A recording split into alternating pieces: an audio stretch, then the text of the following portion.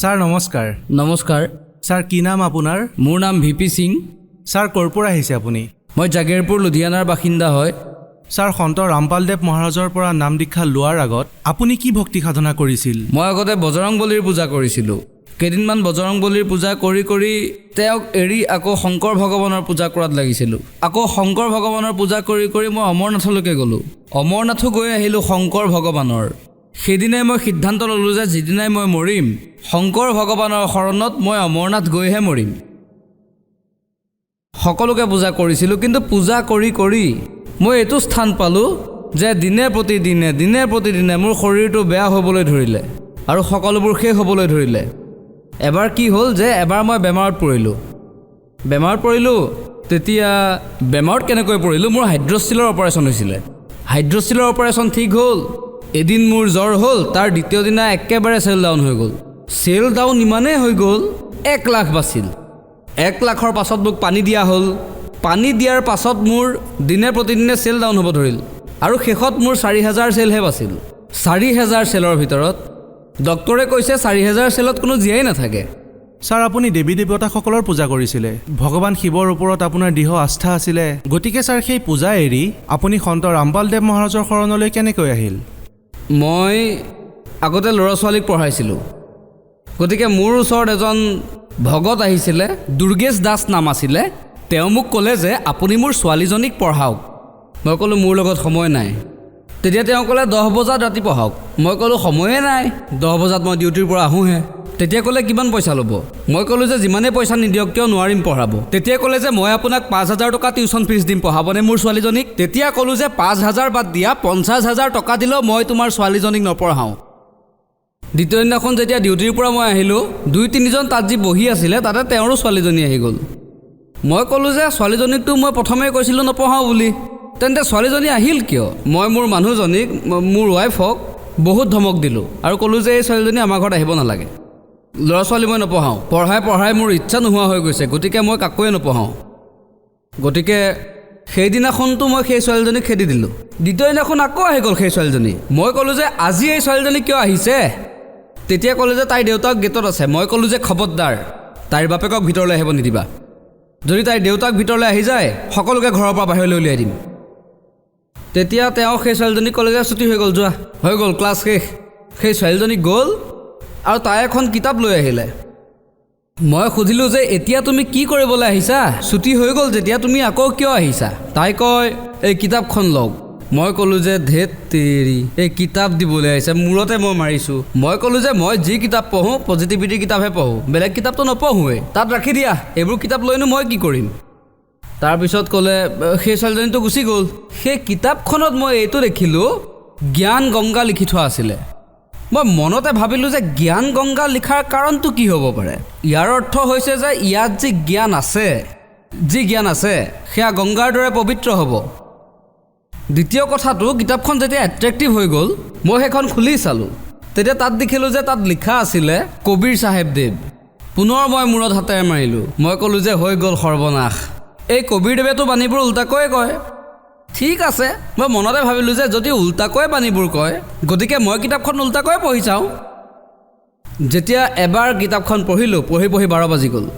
প্ৰথম ষ্টৰী পঢ়িলোঁ ভক্তৰ, মানে যি তাত অনুভৱ লিখা থাকে সেয়া মই পঢ়িলোঁ। তাৰপাছত দ্বিতীয় অনুভৱ পঢ়িলোঁ, তেতিয়া 1 বাজিল। তাৰপাছত মই কিতাপ বন্ধ কৰিলোঁ আৰু শুই গ'লোঁ। দ্বিতীয় দিনা মই ৰাতিপুৱাই ছুটি লৈ আহিলোঁ। খানা খাই লৈ ল'ৰা ছোৱালীক মই একো নপঢ়ালোঁ, মই কিতাপ পঢ়িবলৈ লাগিলোঁ। কিতাপখন মই ওলোটাকৈ পঢ়িছিলোঁ, চিধা পঢ়া নাছিলোঁ, ওলোটাকৈ পঢ়িছিলোঁ। তাৰ পাছত কিতাপ পঢ়াৰ পাছত মোৰ এনেকুৱা হ'বলৈ আৰম্ভ হ'ল, ভিতৰি মই চট ফটাবলৈ ধৰিলোঁ। পিছত যোনে মোক কিতাপখন দিছিলে তাৰ মই কলাৰত ধৰি ল'লোঁ এনেকৈ। মই ক'লোঁ যে মই তোক শেষ কৰি দিম, তোক থাকিবলৈ নিদিওঁ। 2জন মানুহে লুধিয়ানাত থাকিব পাৰিব, হয়তো তই নহ'লে মই। ক'লে যে আচলতে কথাটো কি? মই ক'লোঁ যে এই আশ্ৰমখন য'ত আছে মোক তালৈ লৈ যা, নহ'লে 2 দিনৰ ভিতৰত মই তোক শেষ কৰি পেলাম। তেখেতে ক'লে যে এজন ল'ৰাক পঠিয়ালে, ইমান সৰু ল'ৰা আছিলে, তাক ক'লে যে এওঁৰ লগত গুচি যা। সেই ল'ৰাটোৰ মই কলাৰত ধৰিলোঁ। মই ক'লোঁ যদি মোক আশ্ৰমলৈকে তই লৈ যাওঁ তেনেহ'লে ঠিকে আছে, নহ'লে কিন্তু মই কেৰাতে জানো, তোক মই ইয়াতে শেষ কৰি দিম। ক'লে মই পোৱাই দিম। যেতিয়া তালৈকে গ'লোঁ, তাৰ সৌন্দৰ্যতা দেখিলোঁ। সতলোক আশ্ৰম বৰবালাৰ আজিলৈকেতো মই এনেকুৱা সৌন্দৰ্যতা মোৰ জীৱনত মই ক'তোৱে দেখা নাই। তাৰ যি মান সন্মান ইজ্জত, খোৱা পিন্ধাৰ ঢং, উঠা বহাৰ ঢং, থকাৰ ঢং, আজিলৈকে না মোৰ ঘৰত দেখিছোঁ না মোৰ শহুৰৰ ঘৰত দেখিছোঁ, ক'তোৱে দেখা নাই। তাতে নাম দান লৈ মই উভতি আকৌ গুচি আহিলোঁ। যেতিয়া উভতি আহিলোঁ, মোৰ লগত এটা ল'ৰাও গৈছিলে, সৰু ল'ৰা আছিলে, সেই ল'ৰাটোও মোৰ লগত গুচি আহিলে। সেই ল'ৰাটোৱে ক'বলৈ ধৰিলে, তাত দেখোন হালোৱা খাবলৈ পাওঁ, পুৰি খাবলৈ পাওঁ, চাউলো খাবলৈ পাওঁ, ক্ষীৰো খাবলৈ পাওঁ। ইমান 10 দিনৰ ভিতৰত সেই ল'ৰাটোৱে ইমান মটিভেশ্যন আমাৰ ভিতৰত ভৰাই দিলে, আমাৰ সম্পূৰ্ণ পৰিয়ালে গৈ তাত নাম দান লৈ ল'লে। ছাৰ, আপুনি সন্ত ৰামপালদেৱ মহাৰাজৰ পৰা নাম দীক্ষা কেতিয়া ল'লে? 12/6/2014 মই নামদান লৈছিলোঁ। ছাৰ, মই জানিব বিচাৰিম যে আপুনি সন্ত ৰামপালদেৱ মহাৰাজৰ কোনবোৰ কথাত প্ৰভাৱিত হ'ল? আপুনি সন্ত ৰামপালদেৱ মহাৰাজৰ জ্ঞানৰ পৰা প্ৰভাৱিত হ'লনে, নে তেওঁৰ আশ্ৰমৰ সুবিধাবোৰৰ পৰা? নহয়, মই যিখন কিতাপ পঢ়িছিলোঁ তাত যি ভক্তসকলে লিখিছিলে, আমাৰ এইটো লাভ হ'ল, সেইটো লাভ হ'ল, মই সৰুৰ পৰা এইটোৱে বিচাৰি আছিলোঁ যে কোনটো এনেকুৱা বস্তু আছে, কোনটো এনেকুৱা মন্ত্ৰ আছে যাৰ পৰা ইমান লাভ হৈ আছে। মইতো সেই বস্তুটোৰ সন্ধানত আছিলোঁ। ছাৰ, আপুনি পুস্তকৰ মাধ্যমেৰে ভক্তসকলৰ অভিজ্ঞতাৰ কথা জানিলে। গতিকে ছাৰ, মই জানিব বিচাৰিম যে সন্ত ৰামপালদেৱ মহাৰাজৰ পৰা নাম দীক্ষা লোৱাৰ পিছত আপুনি কি লাভ পালে? ছাৰ, মোৰতো বহুত অভিজ্ঞতা আছে। মোৰতো দিন প্ৰতিদিনৰ অভিজ্ঞতা আছে। যেতিয়া মই নাম দান লৈ আহিছিলোঁ, সেই সময়ত মোৰ ব্যৱসায় চব বন্ধ হৈ আছিলে। মই পৰমাত্মাক নিবেদন জনাইছিলোঁ যে হে পৰমাত্মা, এই পৃথিৱীত আমাৰ সমান গৰীব মানুহ আজিলৈকে না কোনো জন্ম হৈছে আৰু কোনো নহয়ো। মই 15 দিনলৈকে ৰুটি নাখাইছিলোঁ, পিঁয়াজ সিজাই খাইছিলোঁ, আলু সিজাই খাইছিলোঁ। কিন্তু আপুনি কৈছিলে যে আপুনি ল'ৰা ছোৱালীক পঢ়ায়। মই পঢ়াইছিলোঁ, পইচাও আহিছিল, কিন্তু সিমানখিনি পইচা আমাৰ ঘৰলৈকে অহা নাছিলে। কেতিয়াবা এজন ডাক্তৰক দিবলগীয়া হয়, কেতিয়াবা আনজন ডাক্তৰক দিবলগীয়া হয়। যিয়ে পইচা আহিছিলে সেই পইচা ঘৰলৈ অহাৰ আগতে ডক্তৰৰ ওচৰলৈ যাবলৈ এষ্টিমেট ৰেডি হৈ গৈছিল। তেন্তে কি লাভ পালে? ছাৰ, এইটো লাভ হ'ল, পোনপ্ৰথমে মোৰ হাইড্ৰচিলৰ অপাৰেশ্যন হৈছিল। হাইড্ৰচিল অপাৰেশ্যনৰ পাছত মোৰ 1 মাহলৈকে চিলাই কটা নাছিলে। দ্বিতীয় কথাটো হ'ল যে চিলাই যেতিয়া ভালদৰে হৈছিল, তাৰ পাছত মই বেমাৰত পৰিলোঁ আৰু মোৰ শৰীৰৰ চেল ডাউন হৈ গৈছিল। চেল ইমানলৈকে ডাউন হৈ গৈছিল, এইখন হস্পিটেলতে, লুধিয়ানা কেঞ্চাৰ হস্পিটেলতে মোৰ চেল ডাউন হৈছিলে। ডাক্তৰেও কৈ দিছিলে যে ৰাতিপুৱালৈকে মানুহজন মৰি থাকিব। যেতিয়া ডক্তৰে কৈ দিলে ৰাতিপুৱালৈকে এইজন মানুহ মৰি থাকিব, তেতিয়া মোৰ মানুহজনীয়ে কন্দা কটা আৰম্ভ কৰি দিলে। মোৰ চেলৰ সংখ্যা 4000 হৈ পৰিছিল আৰু আমি 5জন ভাই ককাই, সেই 5জনৰ 4জন মৰি গৈছে। মই এজনেই আছিলোঁ যি জীয়াই আছোঁ। মই এইটোৱে ভাবি আছিলোঁ যে এতিয়া মোৰ নম্বৰো লাগি গ'ল। তেতিয়া মই গুৰুদেৱক ফোন কৰিছিলোঁ, সন্ত ৰামপালদেৱ মহাৰাজক ফোন কৰিছিলোঁ। তেতিয়া সন্ত ৰামপালদেৱ মহাৰাজে ক'লে যে যাৰ ওপৰত আপোনাৰ বিশ্বাস আছে, যোনে আপোনাক সহায় কৰিব পাৰে, তেওঁক প্ৰথমে ফোন কৰি লওক। 1 ঘণ্টালৈকে মই সকলোকে ফোন কৰিলোঁ। ফোনত কোনেও মোক উত্তৰ নিদিলে, বৰঞ্চ ফোনহে অফ কৰি দিলে। আকৌ সন্ত ৰামপাল মোৰ গুৰুদেৱে ক'লে যে পুত্ৰ, এতিয়া তুমি নমৰা। যেতিয়া মোক ক'লে যে পুত্ৰ তুমি নমৰা বুলি, তেতিয়া মোৰ শ্ৰীমতীয়ে কন্দা বন্ধ কৰি দিলে। তাৰ পাছত মই এতিয়ালৈকে এইটো গম নাপালোঁ যে কি হ'ল। এইখিনি মই জানো যে 1 বজাত ৰাতি এজন মানুহ আহিছিল আৰু তেওঁ চিৰিঞ্জ আনিছিল এটা আৰু ইয়াত লগাই দিছিলে। ৰাতিপুৱা হওঁতে ডাক্তৰ পোনপ্ৰথমে মোৰ ওচৰলৈ আহিছিল আৰু ক'লে যে এই মানুহজন জীয়াই কেনেকৈ আছে। তেতিয়া ক'লে যে জীয়াই আছে, এতিয়া দেখোন ভালেই যেন লাগিছে। কৈছে যে ৰাতিপুৱালৈকেতো এওঁ মৰিব লাগিছিলে, এখেতৰ ৰিপৰ্ট আনা। যেতিয়া আকৌ ৰিপৰ্ট অনালে, তেতিয়া তাতে মোৰ 16000 চেল দেখুৱাইছিলে। ডাক্তৰে ক'লে মোৰ পত্নী, মোৰ মানুহজনীক ক'লে যে এইফালে আহক আৰু মাতি নি সুধিলে যে আপুনি কোন দেৱী দেৱতাৰ পূজা কৰে। তেখেতে ক'লে যে মই সন্ত ৰামপালদেৱক পূজা কৰোঁ, মানুহ, তেখেত আমাৰ গুৰু হয়, তেওঁৱে দিয়াখিনিকে আমি পূজা কৰোঁ। তেতিয়া ক'লে যে তেখেত এই কাৰণেহে বাচি আছে, নহ'লে কিন্তু তেখেত নাবাচিলেহেঁতেন। যেতিয়া ইমানখিনি কথা ক'লে, মোৰ চকুলৈ চকু পানী আহিব ধৰিলে আৰু মই ভাবিলোঁ যে পৰমাত্মাৰ দয়াত মই বাচি গ'লোঁ। আকৌ দ্বিতীয় পইণ্ট এইটো যে এখন গাড়ীৰ শ্ব'ৰুমত মই চকীদাৰী কৰিছিলোঁ। চকীদাৰী কৰোঁতে কি হৈছিল, এদিন মই বৰষুণৰ দিনত অকলেই ডিউটি কৰি আছিলোঁ চকীদাৰৰ, আৰু তাত কোনো আন মানুহ নাছিলে। ৰাতি বৰষুণ পৰি আছিল। ৰাতিপুৱা 7:30, 6:30 মান বজাৰ ভিতৰত জুই লাগি গ'ল। জুই কেনেকৈ লাগিল ময়ো গম নাপালোঁ, কাৰণ সেই দৰ্জাখন বন্ধ আছিল। কোনো অহা নাছিল, কোনো যোৱা নাছিল, জুই লাগি গ'ল। জুই লগাৰ বাবে কোটি টকাৰ সম্পত্তি জ্বলি ছাই হৈ গ'ল। ৰাতিপুৱা যেতিয়া মিডিয়াৰ মানুহ আহিল, পুলিচৰ মানুহ আহিল, তেতিয়া পুলিচে কৈ আছিলে যে ই নিজেই জুই লগাইছে, কাৰণ ইয়াততো কোনো অহাই নাছিলে, নহ'লে জুই কোনেনো লগাব। সকলোৱে সুধিছে তুমি জুই লগাইছা, কেনেকৈ লগাইছিলা? মই ক'লোঁ যে মই জুই লগোৱা নাই, কেনেকৈ জুই লাগিলে সেইটোও মই নাজানো। তেতিয়া মানুহে কৈ আছিলে যে এজন মানুহ অকলে আছে, জুই লাগিছে, কেনেকৈ লাগিছে সি নাজানে, ইয়াৰ অৰ্থ ইয়ে হয়, ইয়াকো জুইতে পেলাই দিয়া। 1 কোটি টকা জ্বলি গ'ল, একো ক্ষতি হোৱা নাই, ই মৰিলেও একো ক্ষতি নহয়। সকলো একমত হৈ গ'ল আৰু চাৰিওফালৰ পৰা মোক কোনোবাই কিবা ক'বলৈ ধৰিলে। মই ক'লোঁ যে আমাৰ আশ্ৰমত সন্ত ৰামপালদেৱ মহাৰাজ মালিকৰ ওচৰত মই ফোন লগালোঁ। তাৰ পৰা মোলৈ ৰিপ্লাই আহিল যে পুত্ৰ জুই লাগিল, কোনো কথা নাই, নপলাবা, তাতেই থাকিবা, আৰু তুমি এইটো কাম কৰা। মই ক'লোঁ যে মোক মানুহে ইয়াত জিতি ক'বলৈ ধৰিছে যে এওঁক জুইত পেলাই দিয়া, এইটো কৰি দিয়া, সেইটো কৰি দিয়া। ক'লে যে তুমি নপলাবা, তুমি নিজৰ মন্ত্ৰ মাতি থাকা। যেতিয়াই মই মোৰ মন্ত্ৰ আৰম্ভ কৰিলোঁ, মানুহ তাৰ পৰা আঁতৰিব ধৰিলে। গধূলিলৈকে আঁতৰা নাছিল, গধূলি সকলোৱে নিজৰ ডিউটিৰ পৰা গৈ আছিলে।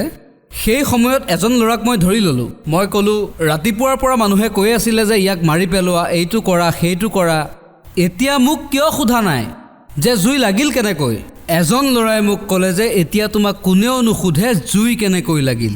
মই ক'লোঁ ইয়াৰ কাৰণ কোৱা, কিয় মোক নুসুধে? কেনেকৈ নুসুধিব? ক'লে যে সকলো 12-14টা কোঠা আছিল, সকলো বন্ধ আছিল। এতিয়া এইটো নাজানো যে যিটো কোঠাত জুই লাগিছিলে তাৰ কেমেৰাটো কেনেকৈ অন হৈ গ'ল। সেই কেমেৰাটোৱে কৈ দিলে যে বৰষুণৰ কাৰণে পানী টপ টপ টপ টপ পৰি আছিল আৰু তাৰ কাৰণে শ্বৰ্ট চাৰ্কিট হৈ গৈছিলে, আৰু শ্বৰ্ট চাৰ্কিটৰ কাৰণে জুই লাগি গ'ল আৰু সেইকাৰণে জ্বলি গ'ল। আৰু তাৰ পাছত মোক আকৌ কোনেও একো সোধা নাই। তৃতীয় লাভ, মোৰ পত্নীৰ বুকুত বিষ হৈছিলে, তেওঁ আল্ট্ৰাচাউণ্ডো কৰাইছিলে। তেতিয়া কৈছিলে যে তেওঁৰ পাথৰ হৈছে। মই ক'লোঁ যে তেওঁৰ কি পাথৰ হৈছে? ঠিক আছে, আমাৰ ওচৰ পাজৰৰ 3-4জন মানুহকো পাথৰ থকা বুলি সেই ডক্টৰজনে কৈছিলে আৰু সকলোৰে অপাৰেশ্যন হৈছিলে। তেতিয়া মই ক'লোঁ যে নহয়, মই সন্ত ৰামপাল দেৱক মানো, তেওঁ গুৰু হয়, তেওঁ যি কয় সেইটোকে কৰিম। মই ফোন লগাই ক'লোঁ যে হে মালিক, নাতো মোৰ লগত পইচা আছে, না মই এওঁৰ ট্ৰিটমেণ্ট কৰাব পাৰিম। এইজন সন্তান আপোনাৰ হয়, আপুনিয়ে জানে, মোৰ কামটো কেৱল ভক্তি কৰাৰহে। মই মোৰ পত্নীক ক'লোঁ যে মোক 2 দিনৰ সময় দিয়া, 2 দিনৰ পাছত আমাৰ যি ৰিজাল্ট আহে, গুৰুদেৱে আমাক যেনেকৈ কয় আমি তেনেকৈ কাম কৰিম। গুৰুদেৱক ফোন কৰিলোঁ, গুৰুদেৱে আমাক ৰিপ্লাইত ক'লে যে পুত্ৰ যিজন ডক্টৰৰ তাত যোৱা বুলি কৈছিলা আৰু পেটত পাথৰ থকা বুলি কৈছিলা, তালৈ আকৌ এবাৰ গৈ তুমি চেক কৰোৱা। দ্বিতীয় দিনা যেতিয়া 2 দিনৰ পাছত যেতিয়া মই চেক কৰাব গ'লোঁ, আমি লগতে গৈছিলোঁ, যেতিয়া মোৰ সন্মুখত চেক কৰালে তেতিয়া পাথৰ নাছিলেই। এই চমৎকাৰ হৈছে আমাৰ লগত। তৃতীয় কথা, মই মোৰ ঘৰত যেতিয়া বৰষুণ হৈছিলে, চতুৰ্থ পইণ্ট কৈ আছোঁ, যেতিয়া বৰষুণ দিছিলে চাৰিওফালৰ পৰা পানী সোমাইছিলে, ঘৰত ইমান পানী হৈ গৈছিলে, দিনটো আমি পানী এনেদৰে সিঁচি আছিলোঁ। মই এবাৰ আবেদন জনালোঁ যে হে মালিক, আমাৰতো থাকিবলৈও ঠাই শৰণ নাই। সেই 2 মাহৰ ভিতৰতে লিণ্টাৰ পৰা হ'ল, ঘৰ হৈ গ'ল। তৃতীয় কথা, যেতিয়া গৰমৰ দিন আহিছিলে, আনৰ ঘৰৰ পৰা আমি বৰফ খুজিছিলোঁ। এদিন মোৰ ছোৱালীয়ে খুজিবলৈ গ'ল যে ভাই আমি পানী খাম বুলি ভাবিছিলোঁ, অলপ বৰফ দি দিয়ক। সেই ল'ৰাজনে পাছত কি ক'লে, আজি কাৰেণ্ট আছিল জানো, এনেকৈ ক'লে। তাৰ কিছুদিনৰ পাছতে মই মোৰ ঘৰত এটা ফ্ৰিজ লৈ আহিলোঁ। আকৌ গুৰুদেৱৰ সৎসংগ আহিছিলে সাধনা চেনেলত, সন্ত ৰামপালদেৱৰ সৎসংগ আহিছিলে সাধনা চেনেলত। এদিন সৎসংগ নাচালে মোৰ অশান্তি লাগিছিল। যেতিয়া মই কাৰোবাৰ ঘৰত গৈছিলোঁ চাবলৈ সময়ত, তেতিয়া কৈছিলে আমাৰতো চিৰিয়েলৰ লোকচান হৈ যাব, আমাৰ চিৰিয়েলৰ লোকচান হ'ব। তেতিয়া মই আকৌ পৰমাত্মাক ক'লোঁ, যিজনে আজিলৈকে 30 বছৰৰ ভিতৰলৈকে এটা জুনজুনা কিনা নাই, আজি 32 ইঞ্চৰ মই LED কিনি চাই আছোঁ।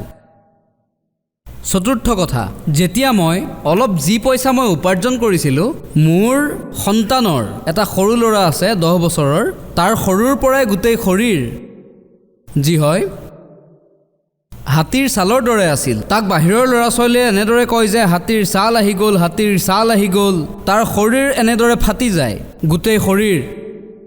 তেতিয়া মই ক'লোঁ ল'ৰাটোক যে পুত্ৰ আশ্ৰমলৈ যাম আমি, গুৰুদেৱে আশীৰ্বাদ দি আছে। ল'ৰাটোৱে ক'লে গুৰুদেৱ মোৰ শৰীৰটো চাই লওক।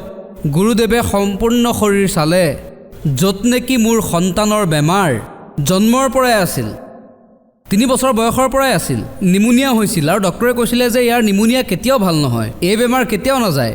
PMCH পাটনা বিহাৰৰ আটাইতকৈ সৰ্বশ্ৰেষ্ঠ হস্পিটেল, PMCHৰ ডক্টৰেও তাৰ চিকিৎসা কৰিব নোৱাৰিলে। লুধিয়ানাৰ ডেৰেচিৰ হস্পিটেল, সেইখনেও ঠিক কৰিব নোৱাৰিলে। ডাঙৰ ডাঙৰ ডাক্তৰক দেখুৱালোঁ কিন্তু নহ'ল। তেতিয়া গুৰুদেৱে এটা কথাই ক'লে যে পুত্ৰ যোৱা, ভক্তি কৰা, পৰমাত্মাই দয়া কৰিব। আপোনালোকে বিশ্বাস কৰক, 20 দিনৰ ভিতৰত মোৰ সন্তানৰ শৰীৰ ঠিক হৈ গ'ল বিনা ঔষধেৰে। এইটো আমাৰ লাভ হৈছিলে। আৰু আজি পৰমাত্মাৰ দয়া, গুৰুদেৱৰ, সন্ত ৰামপাল দেৱৰ দয়াৰ বাবে ঘৰত সুখ আৰু শান্তি আছে। ছাৰ, আপুনি ভগত সমাজক কি বাৰ্তা দিব বিচাৰে? ভগত সমাজকতো মই প্ৰাৰ্থনা কৰিব বিচাৰোঁ যে যিকোনো প্ৰকাৰৰ কোনো ভগত ভাইৰ যিকোনো বেমাৰ হওক, আমাৰ গুৰুদেৱে কয় যে কেঞ্চাৰ হওক বা কেঞ্চাৰৰ দেউতাকেই হওক, ভক্তি কৰা, কেঞ্চাৰৰ দেউতাকো পলাই যাব। যিয়ে বেমাৰ নহওক, এতিয়াতো লাখটা প্ৰমাণ পালোঁ, যিমান ছুগাৰৰ বেমাৰ আজিলৈকে হৈছে কোনো ডক্তৰে ঠিক কৰিব নোৱাৰে। সন্ত ৰামপালদেৱ মহাৰাজৰ আশীৰ্বাদেৰে, মন্ত্ৰৰেহে গোটেই বেমাৰ পলাই যায়। Sir, হয়, thank you ধন্যবাদ। very much.